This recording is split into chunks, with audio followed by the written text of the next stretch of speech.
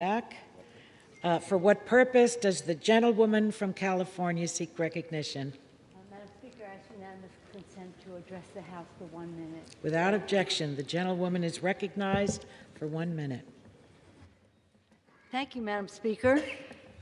Madam Speaker, as we gather here, we stand on sacred ground, the chamber of the United States House of Representatives, the heart of American democracy.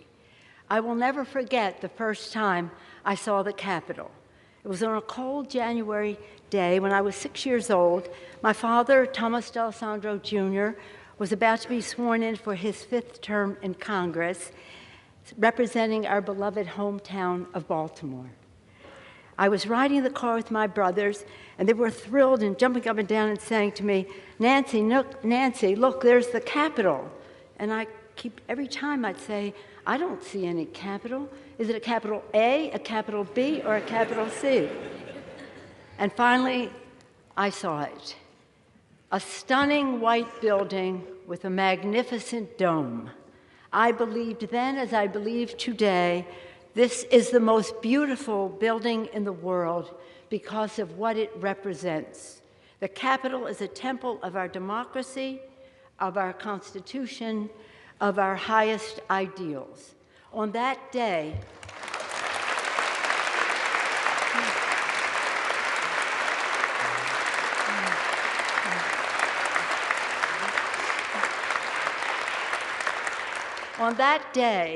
I stood with my father on this floor as he took a sacred oath to support and defend the Constitution of the United States against all enemies, foreign and domestic.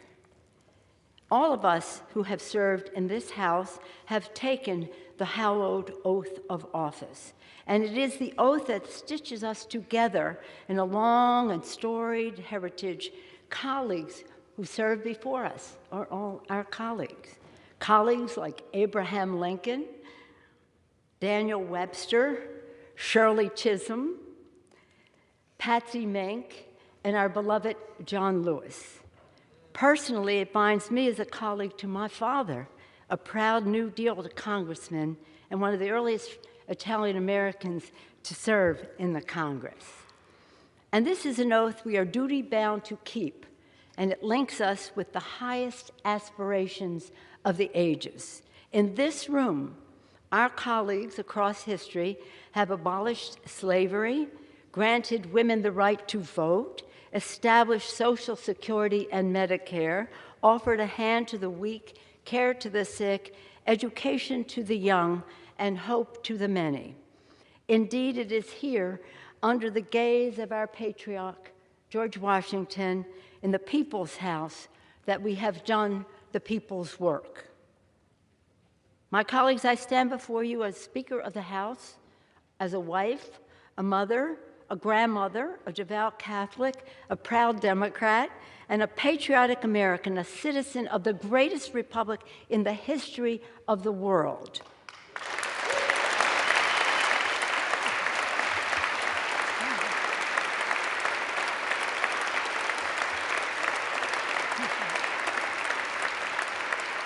Which President Lincoln called the last best hope on earth. Indeed, in the words attributed to another of our colleagues, the legendary Daniel Webster, he said, "Hold on, my friends, to the Constitution of your country and the government established under it. Miracles do not cluster. That which has happened but once in 6,000 years cannot be expected to happen often." Indeed, American democracy is majestic, but it is fragile. Many of us here have witnessed its fragility firsthand, tragically, in this chamber. And so democracy must be forever defended from forces that wish it harm. Last week, the American people spoke, and their voices were raised in defense of liberty, of the rule of law, and of democracy itself.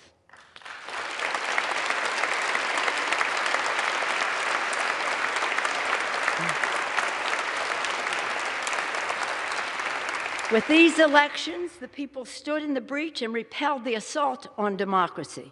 They resoundingly rejected violence and insurrection, and in doing so, gave proof through the night that our flag was still there.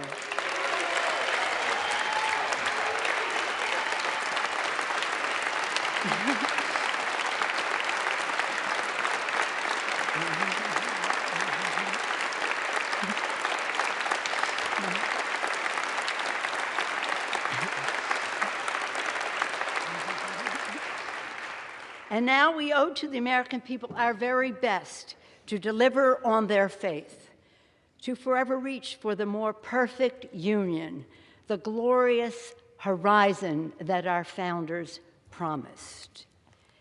The questions before this Congress and in this moment are urgent. Questions about the ideals that this House is charged by the Constitution to preserve and protect. Establish justice, ensure domestic tranquility, provide for the common defense, promote the general welfare, and secure the blessings of liberty to ourselves and our posterity. Our posterity, our children. Babies born today will live into the next century, and our decisions will determine their future for generations to come. While we will have our disagreements on policy, we must remain fully committed to our shared fundamental mission, to hold strong to our most treasured democratic ideals, to cherish the spark of divinity in each and every one of us, and to always put our country first. In their infinite wisdom, our founders gave us their guidance, e pluribus unum, from many one. They could not have imagined how large our country would become or how different we would be from one another. But they knew we had to be united as one. We the people, one country, one destiny. It has been with great pride in my 35 years in the House I have seen this body grow more reflective of our great nation, our beautiful nation.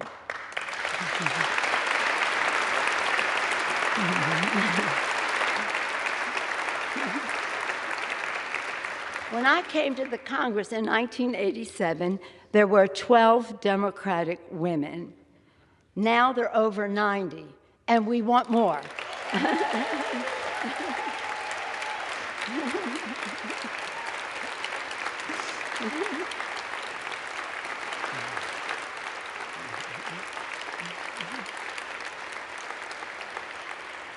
The new members of our Democratic caucus will be about 75% women, people of color, and LGBTQ. And we have brought more voices to the decision-making table. When I entered leadership in 2002, there were 8 of us. Today, there are 17 members of the leadership. When I first came to the floor at 6 years old, never would I have thought that someday I would go from homemaker to House Speaker. In fact, I never... In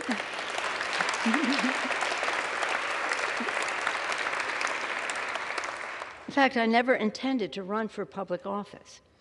Mommy and Daddy taught us through their example that public service is a noble calling and that we all have a responsibility to help others. In our family, my brother Tommy then became mayor of Baltimore also. But it's been my privilege to play a part in forging extraordinary progress for the American people. I have enjoyed working with 3 presidents, achieving historic investments in clean energy with President George Bush.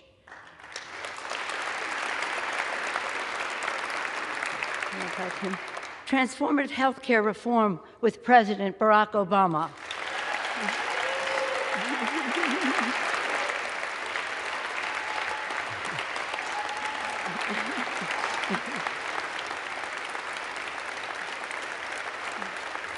And forging the future, from infrastructure to healthcare to climate action with President Joe Biden.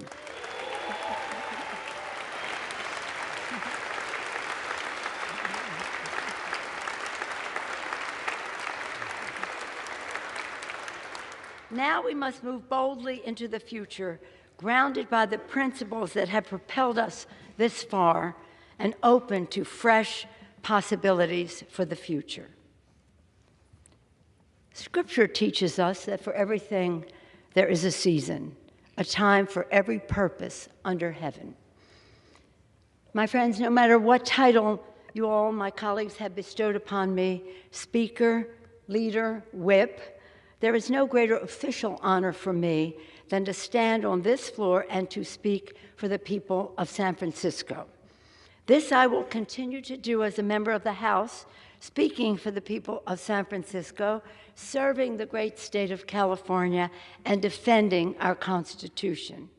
And with great confidence in our caucus, I will not seek re-election to Democratic leadership in the next Congress. For me, the hour's come for a new generation to lead the Democratic caucus that I so deeply respect. And I'm grateful that so many are ready and willing to shoulder this awesome responsibility. Madam Speaker, standing here today, I'm endlessly grateful for all of life's blessings. For my Democratic colleagues whose courage and commitment with the support of your families have made many of these accomplishments possible. In fact, could not have been done without you. For my dear husband, Paul, who has been my beloved partner in life and my pillar of support, thank you. We're all grateful for all the prayers and well wishes as he continues his recovery. Thank you so much.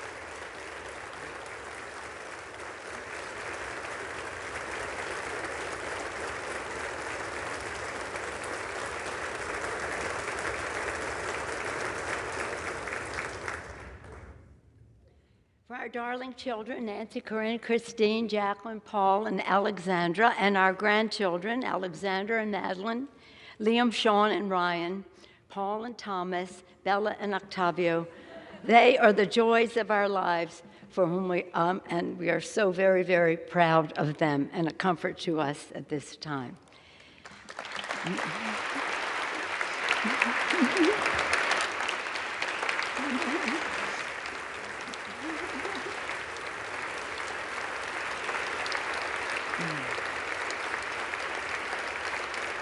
And for my brilliant, dedicated, and patriotic staff, under the leadership of Terry McCullough, working together, the finest group of public servants the House has ever known. Thank you all so much.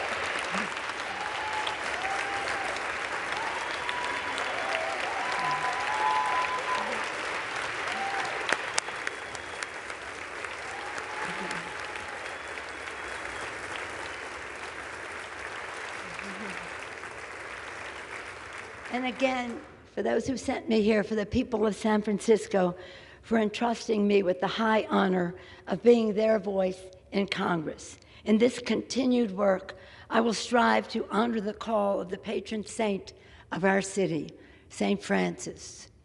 Lord, make me an instrument of thy peace.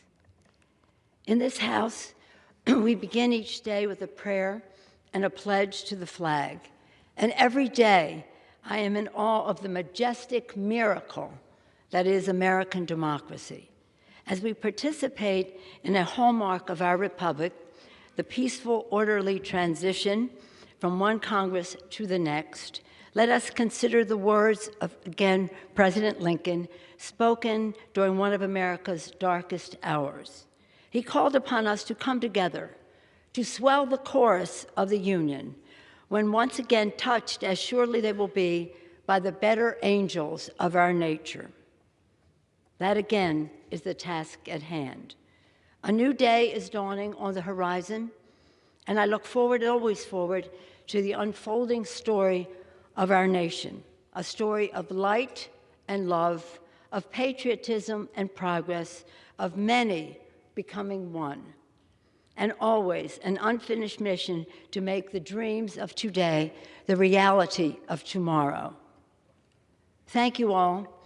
May God bless you and your families, and may God continue to bless our veterans and the United States of America. Thank you all so much.